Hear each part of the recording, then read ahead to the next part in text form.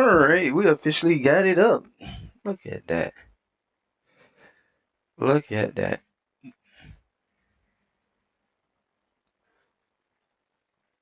Let's see how I do this.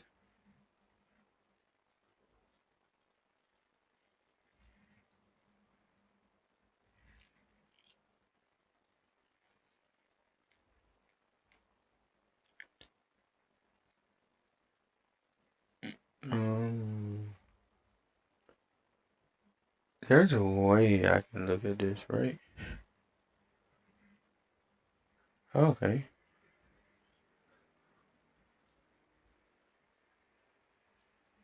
Okay. Cool.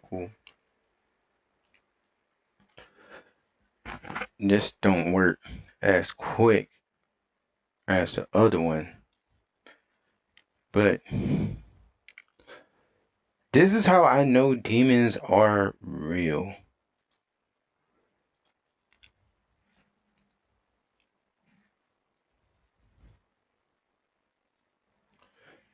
Matter of fact, I'm gonna go into my and wait.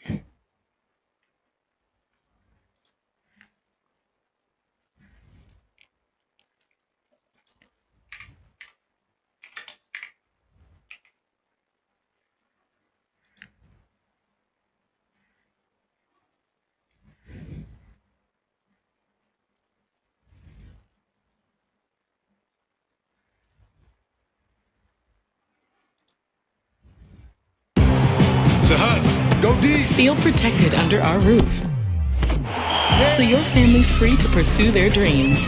Bundle life.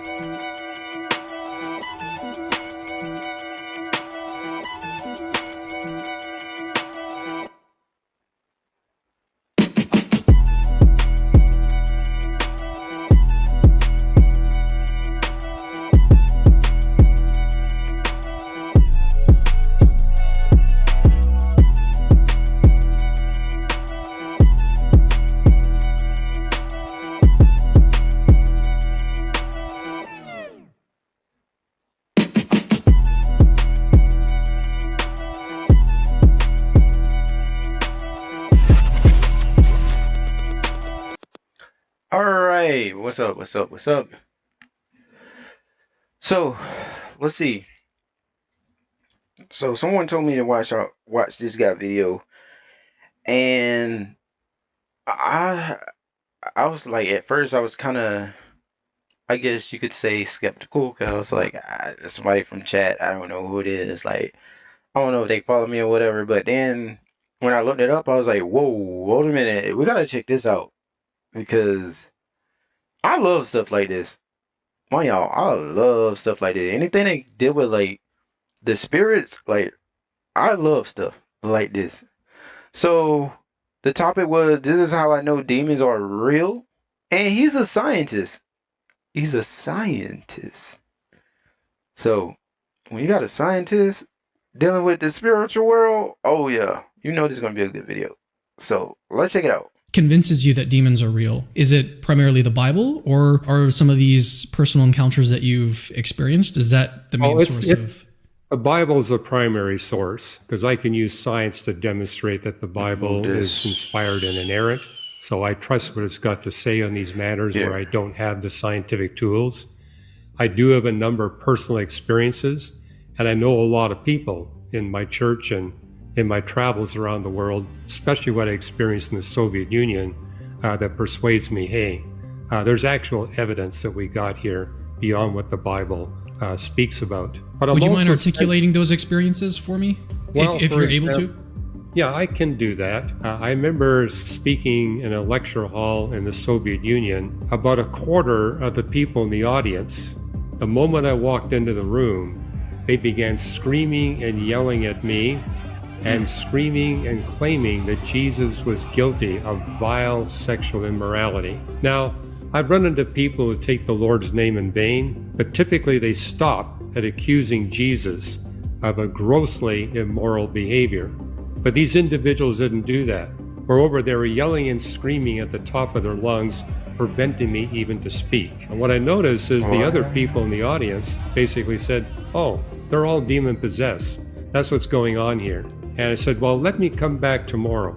So I came back the next day, but I brought another scientist with me who was a follower of Jesus Christ. And I said, I just want you to be at the back of the room and just pray that God would silence the demons from interrupting and speaking. So we did that, and these people, and we're talking, like 60 of them, they were completely quiet throughout the whole of the lecture. And these other people in the audience, these physicists, were saying, we've never seen this happen. They're always yelling and screaming, and now they're quiet. And so that's when they became believers that, hey, there's something more powerful than the forces within these individuals. And I've seen experiences in the area where I live, near Pasadena, California. I remember walking out of Caltech one day, and this woman, a good 150 feet away, started screaming and yelling at me. And the moment I looked at her, she collapsed and went into the fetal position and started shaking and yelling. And then she began screaming obscenities. And I could tell she was terrified. And that terror reigned within her until I walked away. And this is well documented in Manyo. I know, like, people can put anything on YouTube and come up with anything, but this stuff is real. The reason why I say it's real, because I dealt with that before. I had that happen to me before. Not like just walking and something just, no, like, what I mean by that is I've had where I had a deliverance done on me. And I remember, like, screaming and yelling just like that. And, like, fussing at my pastor who was casting out this demon. And this demon was an, I don't know what demon. I want to say it was like a sexual, like, demonic force, or maybe like addiction, could be fear. It was one of those, I can't remember, but this stuff is real. It's real. It's real.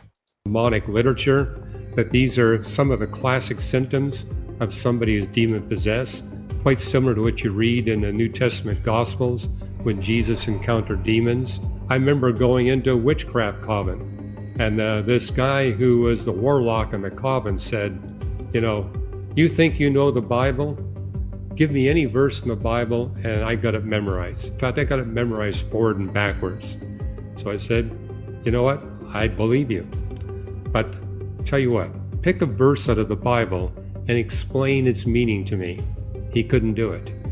He had it memorized, but he couldn't explain the meaning of any verse in the Bible. But he demonstrated supernatural powers right in front of me. He says, look out the window. See that girl there? I can make her do a cartwheel at my command. And so there's a lady in the room who says, do it now. He did, and she started spinning a cartwheel, and he said, stop. She stopped. So you can clearly see he had some supernatural powers that were enabling to do this. But I knew that what the powers he was getting were not from the righteous angels, because he had enslaved about a 10 to 12 women in that home as his sexual slaves. And they're all terrified of him. But yeah, we were able to rescue those women from his clutch. So those are a few examples. I could give you a lot more, not just of my life, but the lives of others. But I'm persuaded that indeed these evil angels are real, and they have an agenda, and their agenda is to persuade as many humans as possible not to receive Jesus Christ as Creator, Lord, and Savior. That seems to be their main objective. I've seen instances where they cause the individual to commit suicide in order to prevent them becoming a follower of Jesus Christ. So yes, but I'm also persuaded as a pastor is that it's a mistake to basically say, this is my ministry, this is my mission. I tell people in our church, And that's why I said, like, a lot of this stuff that is going on in the world, like all the other new stuff, like new age practices, witchcraft and all that. Like, at the end of the day, like, most of them, it it's to keep people away from the truth. It's to keep people away from the true living God. That's honestly the truth. It's to deceive people. A lot of this new age stuff too is that, like, they'll say, "Oh yeah, I believe in God and stuff," or but a lot of people don't know, like, the word God, that's not his name. There's multiple God. That's a spirit. So look, there's a big difference between God and, like, who is, what God are you, like, really, like, worshiping? I worship Yahweh, the true living God. But there are other gods to God of the world, which is Lucifer. And so we got to be smart, man. We got to be smart about who we worship, and also, like, believing in Jesus Christ. Like, that's the main thing. Like, believing in Jesus Christ, believing that he died and rose from the dead. Like, that is very important. And so, like, I get it. A lot of people trying to figure out what's real. A lot of people trying to figure out the truth. People trying to find the truth. And I tried it. I remember when I was, practicing New Age stuff. Um, I remember I was, wearing crystals and doing the sage in the house and stuff. I was doing all of that. And I didn't know what I was doing. And I used to believe in all kind of crazy stuff. Like, I wanted just to believe in stuff that I thought that made me feel good, that made me feel better.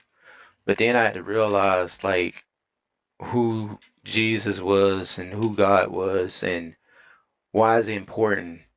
And I had started to find out, like, I remember I used to get so angry at the things in the Bible. I was like, man, why are there so many rules in the Bible? Why are there so many things that he don't want us to do? Like, man, it's so hard being good. Why he want us to be perfect? No, God don't want you to be perfect. He wants you to depend on him because you can't be perfect without him. You know? And so I had to realize that I'm not going to be perfect, that I am a sinner, I must put my trust in Jesus Christ, that I must believe that he'll help me through my struggles, and to know that I have a loving God that loved me regardless what my past looked like or what I'm struggling with. And I have seen it really help me become a better person and give me a sense of joy that I never felt before in my life. When I started to feel like it's just a different joy. Joy is different than happiness. Happiness is it's just when you're just super excited. But joy is like a peace. Like, you don't care. Like, joy is a feeling that you could be like, I can die today and I'm okay with it. That's the joy. Like, when Jesus brings that joy, and when you feel like Jesus' peace, it's the most amazing feeling in the whole wide world. Like, you don't even have no fear of literally nothing. Nothing. And it's something that you have to try to it. I'm gonna be real. Like, that joy don't last all day sometimes, or that joy don't come, sometimes. But you just have to continue to serve Jesus, to serve the Lord, and you'll be content. You know what I'm saying? You'll be content. I'm not saying we're not gonna have days that we worry and stuff, because I do. I mean, I'm a Christian, but I still have times that I worry. Yesterday, prime example, yesterday I'm like, man, I don't know what I want to do with my life. I don't know my purpose, blah, blah, blah, And I'm sitting here, I'm like, why am I feeling like this? And as I'm driving down the road, I hear, God can't clean your plate if it ain't full. And then it goes back to like, wait, I've been lazy. I ain't been doing anything. Like, that's the reason why. Of course, I'm not gonna feel like I don't have a purpose because I'm not even trying. Like, I was trying, but not trying, if that makes sense. Like, I was just, oh yeah, this, whatever. It's kind of like, as a God is our Father. Like, if, for example, I have a daughter who's 9 years old. If my daughter want to do this little, say if I'm helping my daughter with her homework, right? But say it's a math homework, and she just write, I don't know. Say she just write the wrong answer, and I'm like, no, that's wrong. And then she write another wrong answer, and I'm like, no, that's wrong. She's gonna get frustrated, right? But say if she broke that down, and like that, I think it may be this answer or this answer or this answer or this answer or this answer. Then I'm gonna tell her, I'm gonna look at it, and I'm like, yeah, it's not this one, it's not that one, it's not this one, it's that one right there. That's the one right there. See, sometimes God just wants us to just go do the work and trust in Him.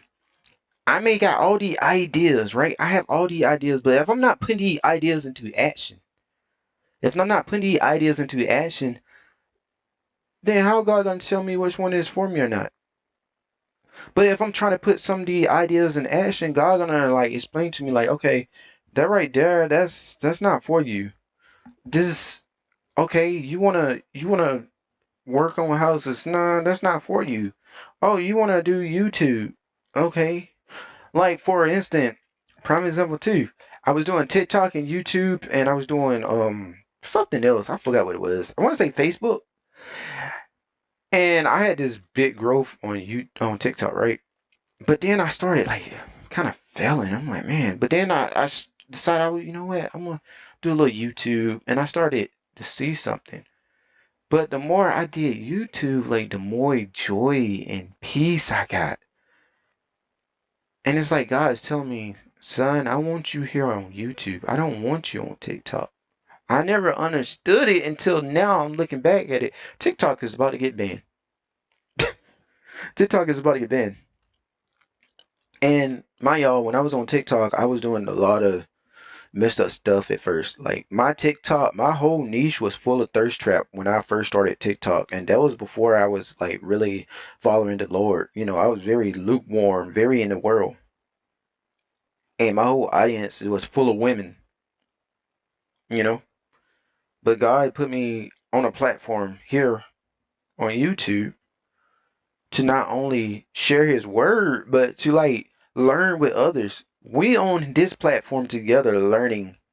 It's not me. I don't want any glory of, oh yeah, he's a YouTuber, he's doing YouTube videos, and he's not. I don't want that.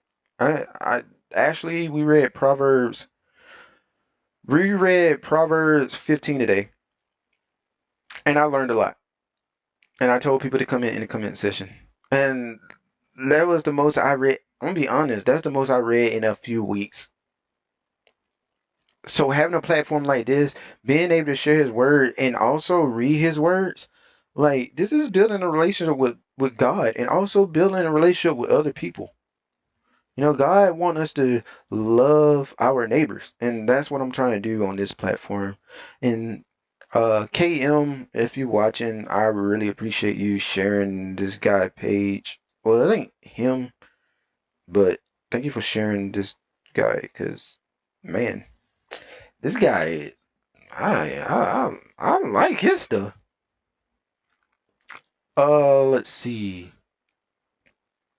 What other video am I gonna watch? Try not to watch like the very like long videos. I kind of just want to watch like the shorter ones. But this guy is using science along with the scriptures and stuff, man. Um, ancient biblical U.S. Man, that's a 3 hour long video. How do people do that? You know what? This is too. I want to watch this. Would you remember the differences between chronic bronchitis and emphysema for the NCLEX? Yeah, so remember, emphysema is characterized by... But I don't know, just kind of walk the audience through. I would get YouTube Premium, but I ain't paying for that. So I don't even know how to say that word. Astrophysicus. I ain't even know that was a real thing. But I don't know. Y'all can't see that. Y'all can't see it because it's blocking it out. But look, right here. This word right here at the bottom. Astrophysics? Whatever. That's a long word. I didn't even know that was a real thing. Anyway, we're gonna watch this video. Let's see what he's talking about. Some of these things that you're saying the evidence is compounding, and I think it'd be neat to go into some of those specific evidences so that people can kind of get an idea of what you're talking about. Even though, I mean, feel free to dumb it down for me, but at the same time, I just want to give you that platform to do that as well. Sure. Well, I'll try to give you a couple of highlights. I mean, one that's fairly recent is the recognition that of the 92 elements we see in the periodic table, all but 2 of them are extremely anomalous in terms of what we see in the crust of the earth relative to what we see in rocky material elsewhere in the universe. The 2 that are normative are manganese and iron. Everything else is anomalous, and in some cases, extremely anomalous. So, for example, the crust of the earth is 630 times as much thorium, 340 times as much uranium as what we see in rocky material in the rest of the universe. And it's thanks to that superabundance of uranium and thorium, our planet has had a long-lasting hot core. And that hot liquid iron core being circulated has enabled our planet to have a strong magnetosphere enveloping us that allows us to be protected from deadly solar and cosmic radiation. It also prevented the atmosphere and the oceans of the earth from being sputtered away by the particle radiation from the sun. And so, excuse me, we now have an understanding of why planet Earth has such highly anomalous elements. It also pertains to our industrial capacity. So we got 60 times less sulfur. That's what enables us to grow food. You're not going to grow any food or crops on Mars because there's way too much sulfur there. But you can on the Earth. So we're deficient by a factor of 60 times in sulfur, but we're abundant by a factor of 60 times in aluminum, 90 times in titanium, which enables us to construct aircraft that can fly all over the world. These are light metals that have very high strength. And so we have a very anomalous high abundance of these valuable elements. And there are 22 elements we see in the periodic table that are what we call vital poisons. If they exist in the crust of the earth at too high of an abundance level, it'll kill us. But too low of an abundance level, it will also kill us. So we have to have just the right amount of molybdenum in the crust of the earth, just the right amount of iron, just the right amount of arsenic. There's actually proteins in your body that need arsenic, but you only need a very, very tiny amount. And you get above that tiny amount, the arsenic will kill you. It has to be at just the right level. And so all 22 of these vital poisons are extremely anomalous in their abundance level here on planet Earth. And we don't see it anywhere else in the universe. So it really does look like somebody engineered it to get it just right. And astronomers, again, have discovered how this happened, how the early solar system formed in a gigantic cluster of about 20,000 stars that existed much closer to the center of the galaxy than the solar system exists today.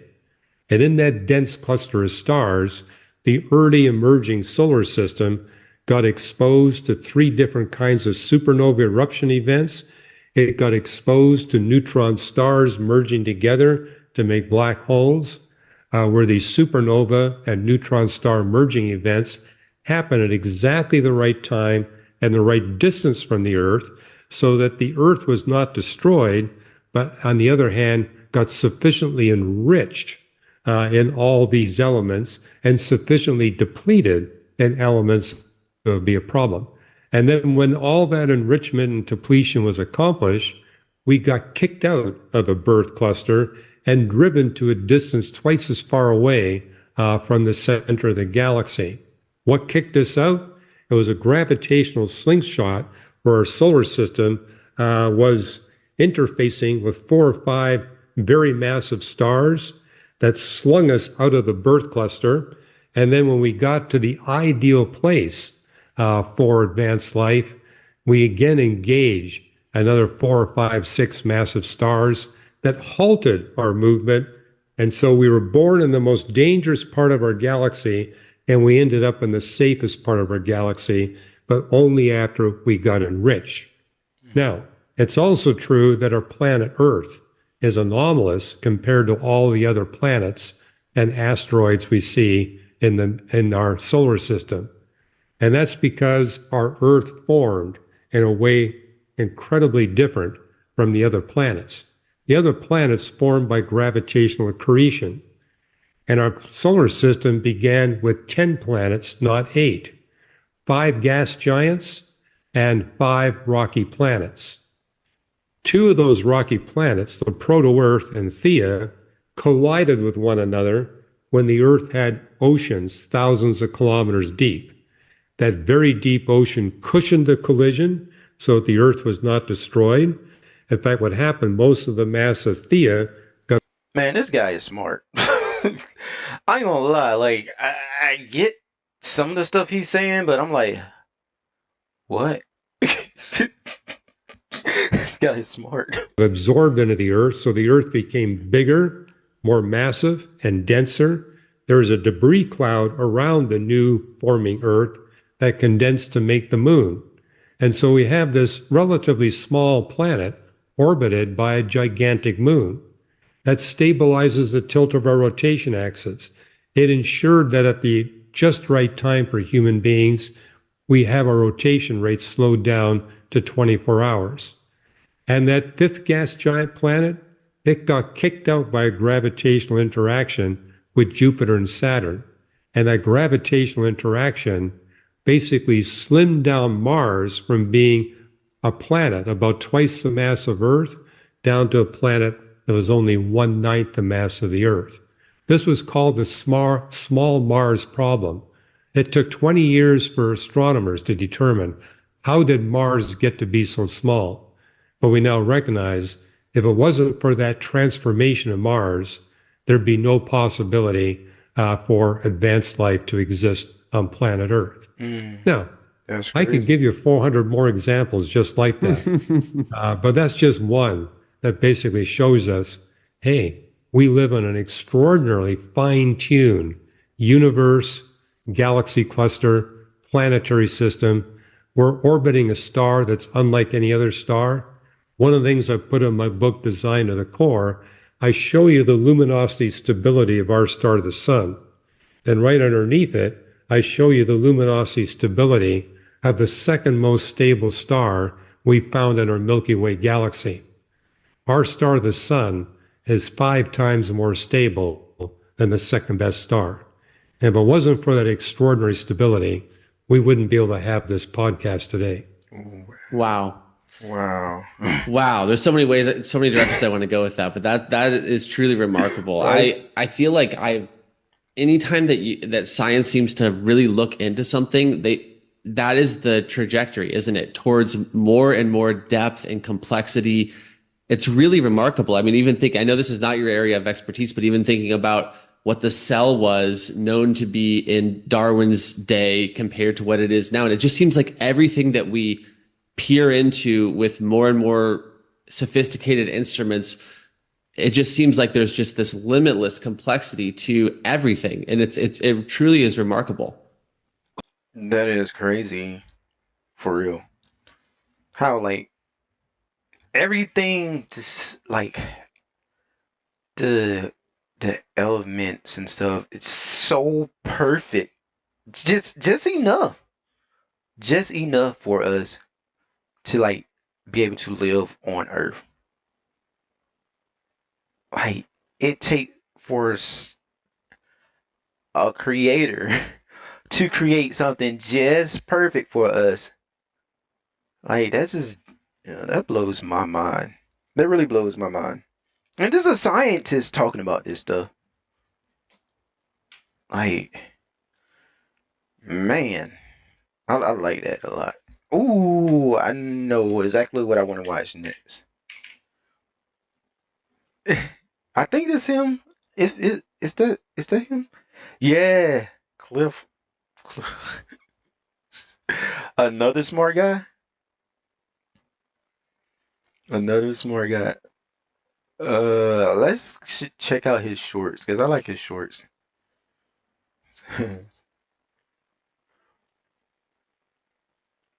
Let's see. I am one of the most blessed fathers in the world. I get to work with my son, and I love the living daylights out of him. If I idolize him and turn him into God, that's tragic. Absolutely tragic. And he's got to know that I want him to go wherever God calls him. I hope we can minister together for many years to come. But if God calls him somewhere else, he's got to go. Because God is God, I'm not his God, and he's not my God. Facts. And he's already gone over very well enmeshment and how messy it gets when you worship your family. I am one of the most blessed fathers in the world. Perfect timing. Oh my. Man, that is perfect timing. That gotta be perfect timing. Wait, I'm actually going through that right now. That is perfect timing. A lot of people gotta understand that we cannot idolize our family member. We can't. We can't be idolizing our family members. A lot of time we try to make our, and I know people like, no, I'm not trying to make my mom my God or my dad my God, but if God is calling you to do something, and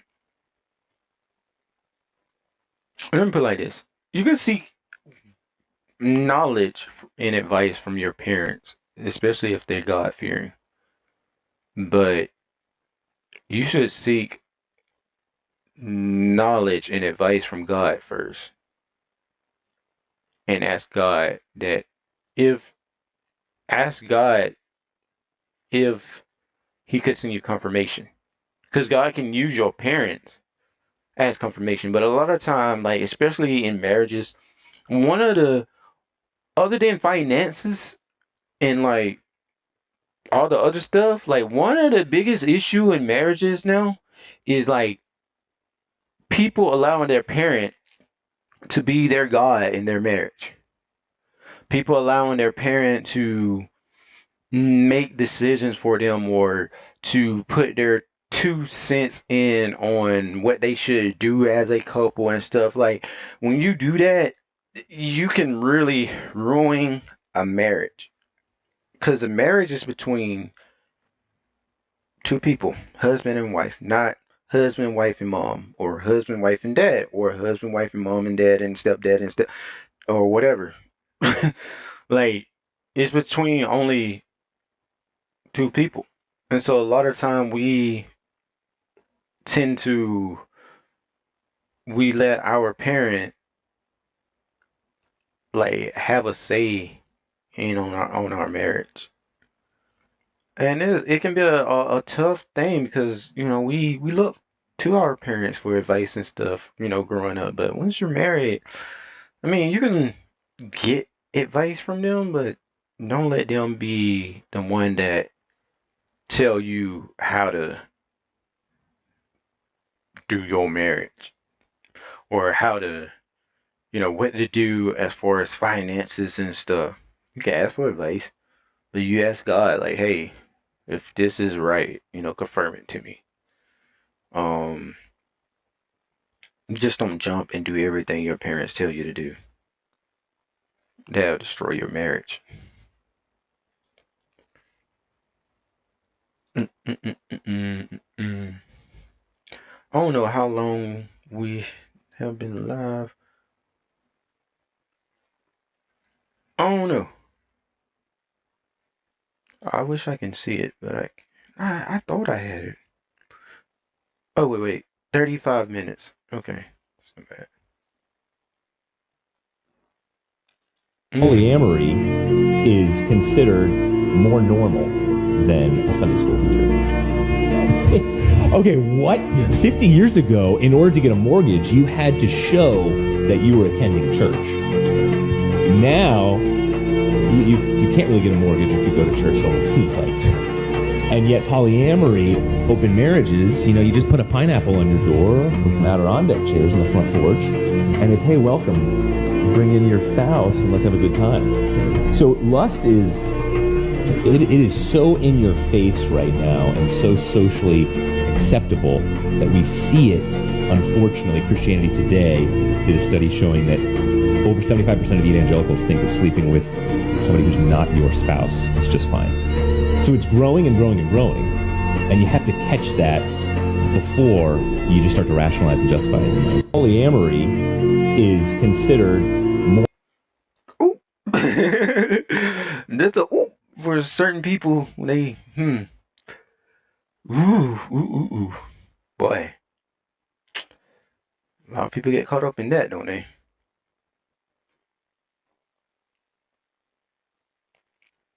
I am convinced that there are a boatload of Catholics who really have genuine faith in Christ, and there are a boatload of Catholics who are simply into a dead tradition called Christianity. American flag, apple pie, and Jesus, it all goes together. No, it doesn't. That's not what a real Christian is. A real Christian is someone who's put their faith in Christ, and then they're seeking to live that faith out in a lifestyle that honors Him. I am convinced that there are a boatload of Catholics who really have genuine faith in Christ. I like that. A lot of people,